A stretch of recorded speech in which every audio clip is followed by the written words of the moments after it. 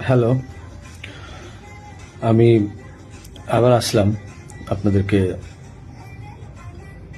আমার কিছু কথা শেয়ার করার ছিল। আমি ফেসবুকে ভিডিও দেওয়ার পর দেখলাম যে অনেকেই অনেক প্রশ্ন করছেন, নানা ধরনের মন্তব্য করছেন, আমার কথা হয়তো বিশ্বাস করছেন না। অনেকের একটা প্রশ্ন ছিল যে আসলে আমি দেশে আছি বা আসলে দুবাই যাইনি। আমি একটু খুলেই বলি, কারণ এই 15-20 দিন পরে যেহেতু আমি বলছি, আমি দুবাইতেই, দুবাইয়ের শারজাতে আছি। এখন আমি দুবাই আসলাম কিভাবে সেটাও বলি। আমার একটা ক্লোজ ছোট ভাই আছে, খুব কাছের। তার নাম হচ্ছে কাউসার মোল্লা, তার বাবার নাম হচ্ছে ইয়াসিন মোল্লা। তো এই কাউসার মোল্লা আমার খুবই ভালো একটা ছোট ভাই, সে আমাকে সবসময় হেল্প করে। তার ওখানে আমি ছিলাম এক রাত।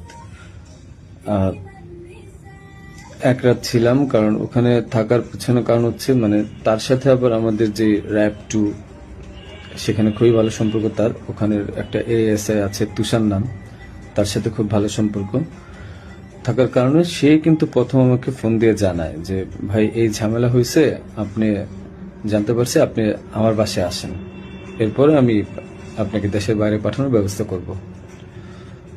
তো আমি পরে বুঝতে পারিনি, পরে ফেসবুকে দেখলাম, দেখার পরে সে আমাকে লিঙ্ক দিল, দেখার পরে আমি তার ওখানে চলে যাই এবং এক রাত তার ওখানে ছিলাম। তার বাবা ইয়াসিন মোল্লা মোটামুটি পাওয়ারফুল লোক, আর টাকা পয়সা আছে অনেক। তো এই কাউসার যেহেতু র্যাবের সোর্স হিসেবে কাজ করে, তো সে আমাকে হেল্প করছে, অনেক হেল্প করছে, আমি ওখান থেকে চলে আসতে পারছি।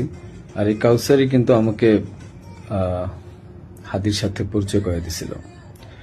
আমার কাজের জন্য কাউসার মোল্লা আমাকে হাদির সাথে পরিচয় করায় দেয়। আমি তার নামটা কেন বললাম, কারণ আমার তাকে সন্দেহ হয়েছে।